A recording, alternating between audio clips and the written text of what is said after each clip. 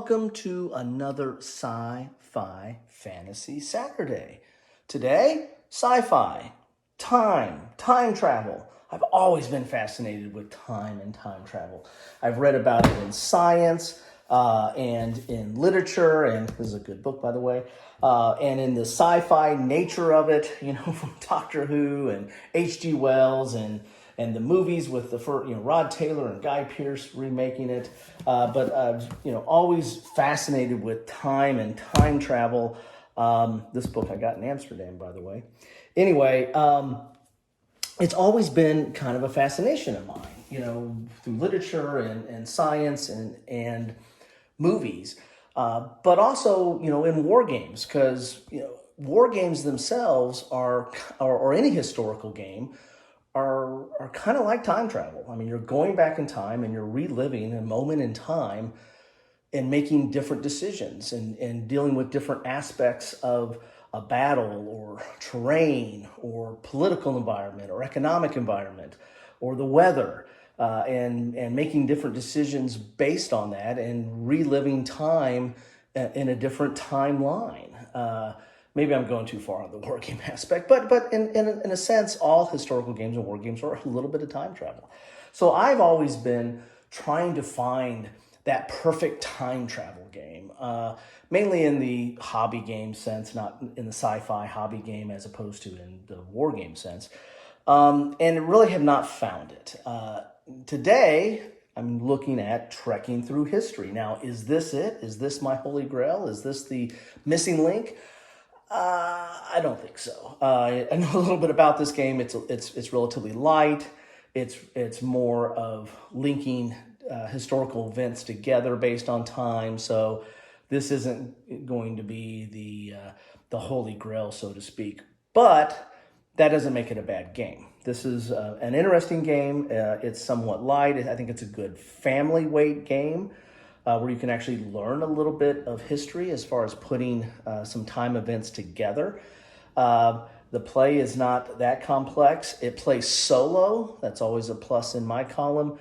And it's got some really good bits. So let's get inside and see what those bits look like. If you want to look at the back of the box, here's the back of the box. Here's your kind of track where you're going to be, you're going to have like a central board where you purchase the events or historical events. You're going back and making so many journeys back in time, and the longer your journey, the more victory points you're going to get. This is your time track. Each one of these cards is going to cost time, and you keep track of your time with your little timepiece on this time dial. Kind of cool. But you kind of have a mission log here where you're trying to keep track of every time you pick up one of these, you're going to get certain tokens, collect those, and you'll place these on this track, and this will get you victory points over time. So this is kind of like your time traveling menu, so to speak. You're trying to fill this out to get the most victory points, and then you keep track of all your victory points up here on that chart. But anyway, let's get in and see the bits here.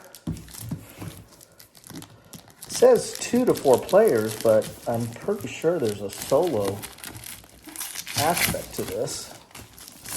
And I'm filming in a different location today, so sorry about that, because if you looked at some of my previous videos this week, you'll know that my gaming table is totally consumed with hypothetical World War III naval actions with Spruance Leader. So here's the back of the box. Let's get this open. Good thick box there to hold all the components. You've got a little, that's kind of cool. History is not a burden on the memory, but an illumination of the soul. Your game includes bonus items. Scan that code there. You guys can scan it too if you want. Underdog Games here. I've never heard of them, so don't think I have any games through them. This is their catalog. I've got, I don't have Trekking, I have Trekking National Parks, so I guess I do have one of their games. I have Trekking the National Parks. And that's the only one I have of theirs. Okay, here's history here. Her story, they get get that QR code there if you want to look at that. You can pause it. I don't understand that. So this is Welcome to Way Back Tour. So you're going back in time here. This is your tour. So here's the rule book. It's only 8 pages. So, we're not looking at a very complex game here. Here is the final scoring. So you really only, it really is only 8 pages. And it's a smaller book. It's full color. Lots of images in there. So it doesn't take up, it takes up a lot of the text. So there's not a lot of text to this. So there's your game setup. So that's cool. I'm pretty sure there's a solo way to play this. So I need to look into that. Then you've got this is a list of the cards per the day, because you're going to go for a 3-day tour, 3-hour tour of the SS Minnow. You're going to go for a 3-day tour. So this is what's in those decks. There's a day 1 deck, a day 2 deck, and a day 3 deck. And this just gives you an idea of the range of cards, because as you're making your selection, you're trying to make the longest trek in chronological order. And so this kind of gives you the assortment. If what you see on that top row, you're like, oh, geez, if that's not out, then you're gonna have to wait to get that. And where do you want to start? And kind of gives you the assortment so you can help make your decisions during the game. And that's on a little bit thicker paper, not super thick.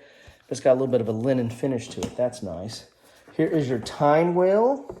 And one of the things as you're moving around here, you're going to, as I said, there's a cost on the cards, and you'll move your time. And when you get to the end, I believe that's the end of a day. But if you land exactly, if you plan it out exactly, you're going to get some bonus points here for punctuality. Otherwise, you won't get that. And so that's your time wheel there. You've got these are kind of like I don't know what these are called, but these are kind of like your agenda cards. Let's see how those open up here. There's a little tag on those. Yeah, here it is right here. As I said, I'm filming at a different, an undisclosed location. I'm in my lab working on my time machine, so sorry for the perks and jerks and all that other stuff. So these are the cards, quite a few of these. So you've got some different variety here. And so this will kind of govern, your replayability, because these are different and there's going to be different things you need to fill in over time. Pardon the pun there. And they're on that a little bit thicker paper, and there's like a linen finish to them as well. So that's really nice. There's quite a few of those in there. So that's nice. That goes to replayability. Here's all your bits. You've got a nice little tray here that you're going to be able to put your bits in, and you'll actually want to use this during the game to kind of put there next to the board and pull stuff out. So that's how you'll kind of your tray to use bits during the game. These are these I think might be wildcard tokens, and they allow you to no, it's not wildcard tokens. I think there's something else that's wildcard tokens. These are your character tokens, I think, to keep track of the scoring. I got to think what that is. That's another thing that, that you use those to help reduce the time, I believe. I think you get those during the game, and they help you reduce the time cost on the card, so you can help manipulate on that time board a little bit better. And they got real nice plastic bits here, so that's one of the things that kind of kicked me over, is that I thought the game was kind of light, but it was a good family weight, but it had really good bits here. So you've got these are the tokens that you pull up, and they're probably called something different I just call them by the color here, but nice little plastic tokens, and they're probably going to put out in these trays here, so that you can, sorry for the jerk in there, so you can keep them sorted and pull them up during the game. So a lot of plastic, gotta like that. And these are your time clocks in here. Nice big time clocks. I mean, it's kind of overdone, right? Because they're just keeping track of this track here. But it plays up to 4 players. Uh-oh, I've got 5 in my family. Gotta kick somebody out. Gotta get your silica. Gotta get that for the day. These are the day decks, with the 2 different time things. I'll crack into that in a second here. These are, looks like my plastic broke there. These are for the players, and this is where you keep track of these crystals, I believe, that allow you to, use these to reduce time. And you get these for all kinds of different things during the game. So those are nice. Those are on real thick, punch board quality there. Some more year cards. Here's some game term references, and this is warning, you're about to enter a time warp. Do not open until you've played the basic game at least once. Okay, so we can't get into that. All right, so I'm gonna follow directions for once in my life. Not open that up. Spoiler alert. That's probably just gets into the more advanced rules, probably. This game's not that hard, so I don't know how advanced you're gonna get. So you got your turn reference here. So on your turn, you can choose a card, move your pocket watch, collect benefits, place a card in Trek, slide and refill history cards. So you do those in that order. You can spin time crystals. That's those crystals I was telling you about that help you reduce stuff. Then you got wild cards. Wild cards you can put on any can represent any one of these tokens, and you can put them anywhere. So that's your nice little player reference here. And then here you have end of days 1 and 2, how you kind of reset the deck. You're going to bring in the day 2 deck and then the day 3 deck and what you do there. And then you do final scoring. Again, this is not a complex game by any stretch of the imagination. So, but it does have a nice little time theme. If I was filming upstairs, I could probably go into some of my other time travel cards, time travel games, I should say. But I don't have a lot, but the ones I do have are fine, but they've never really scratched that itch, I looked at Anachrony. I think Anachrony is might be a really, really good one on how it shows the effects of time travel, but I don't have that one. So these are your ancestor cards. Okay, yeah. So let's put these down here, and then let's see what order these are here. These are number 2, so I'll put these on top. Then we'll go through them. These are ancestor cards. They're going to be on the board. Oh, here's the board. Oh yeah, I forgot about that. The board is a mat, so you get a neoprene mat. We'll roll that out here in a second if I got time. But you can always visit your ancestors. And they cost a certain amount of time, and there might be a limit on how many there are, depending on the number of players in the game. But what they do is they give you a wild, so you're going to get a wild token that you can help fill out your agenda there. But they count as whatever time that you have out there. So if I had this out there, which is I think the earliest card, right? I could play an ancestor, and this is equal to 37,000 BC. So that I can keep building. So it's kind of like a little placeholder and helps, it kind of delays the inevitable where you've got another turn to see what comes up on the mat to put another event or part of your journey in down on your trip without losing any time, right? Because this is going to be the same time as whatever the current card you have out. So it's kind of a way to stall a little bit. You want to see what there's not really there's too much of a leap in time, and it's really gonna shorten your journey, and you don't want to do that. You want to kind of stay as far back in the past as possible to get the longest trek. So you might get one of these to slow that down a little bit, give you some time, get a wild card, but they do cost 3 there. So then you got all the different decks, and as we saw from that sheet over here. There's a different assortment depending on the day. So these are the day 1, as you can see right here. These are day 2, and these are day 3. And they each have different assortments of years and different events that are in them. And you can look, that card is, I think, available for anybody to look at to kind of plan their strategy. But what you're going to have here is you're going to have, it tells you a little bit what the event is. You're going to leave your handprint on the Maros Penkep. So, if I pronounce that right. So it tells you, so you got all these different things. Hunt with bison within Atatali. Yeah, probably butchering that one. Take a dip in the Great Bath. So you've got these different events that you're doing. You're doing a time travel log, right? You're a time traveler that's kind of like a vacation time traveler, right? And you're going to these different places of time. This is what it's going to cost, and that's going to affect your time wheel here. You're going to move your pocket watch up. This is the token you get.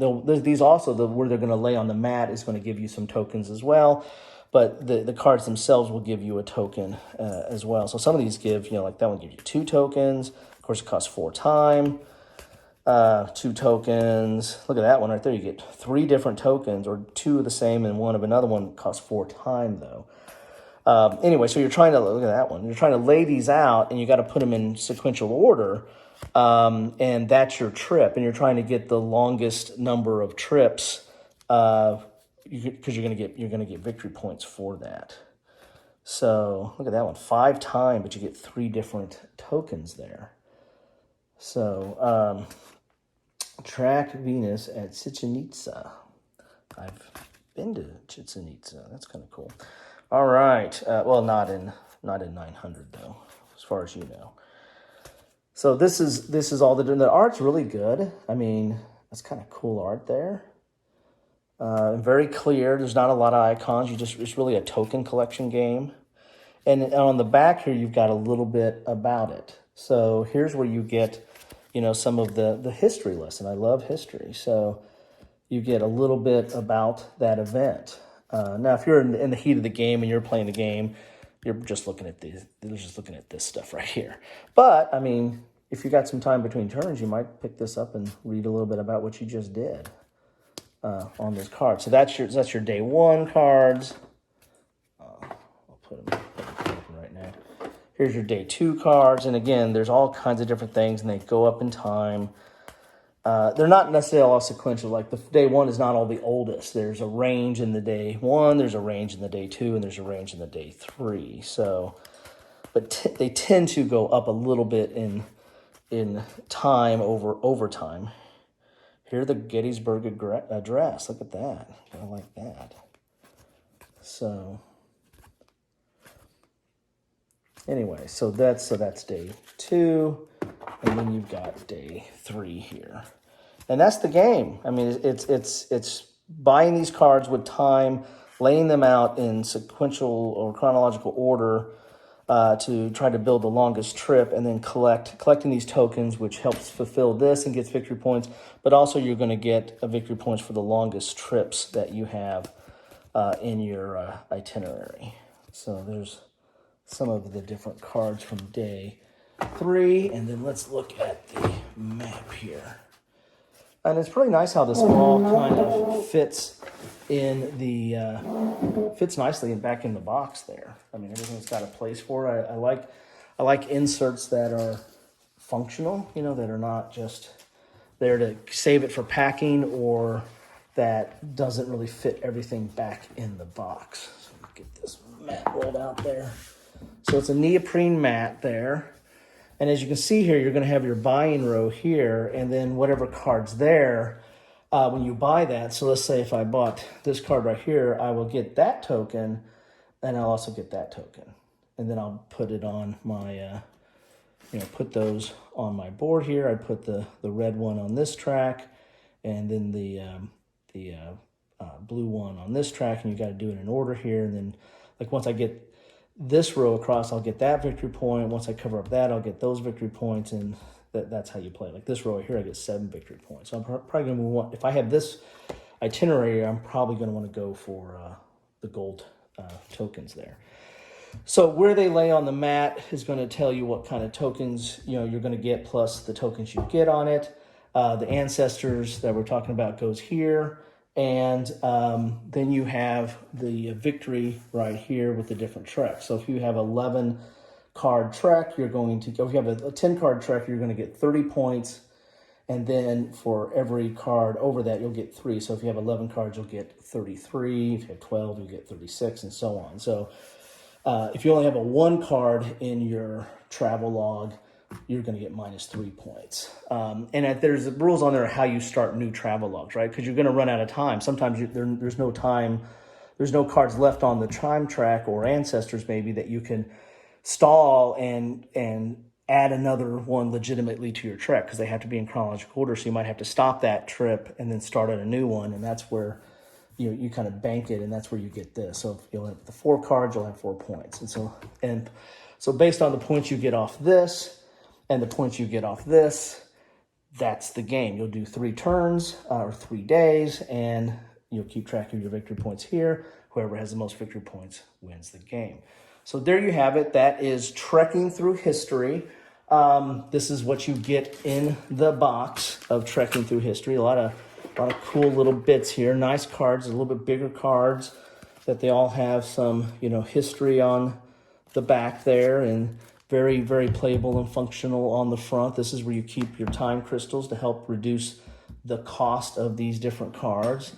Your different agendas, or I don't know what these are called, but this is basically kind of your unique scoring cards, right? This is each one of these are different, and you're going to have one, and your opponents are going to have one, and that's how you will play it out. And then you have your time track, where you keep your watches on that, and that's how you keep track of a turn. There's the assortment of dates for the different days or decks in that regard. And you get the rules. So there you have it.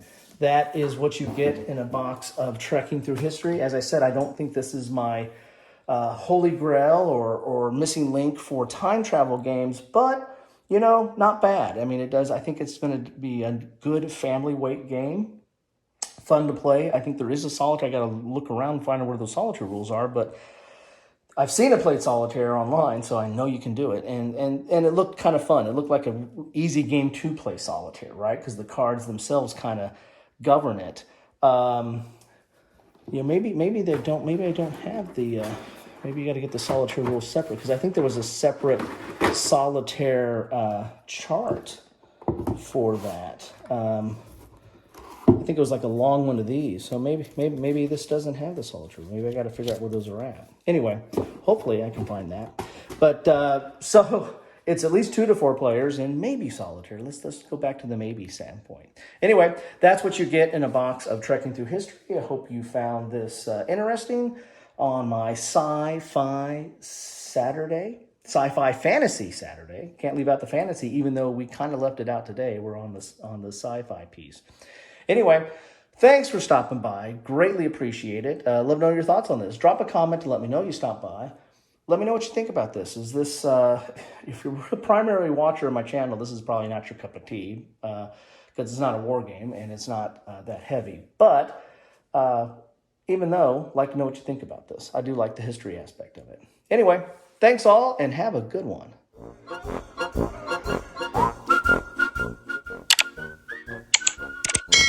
Thanks for watching.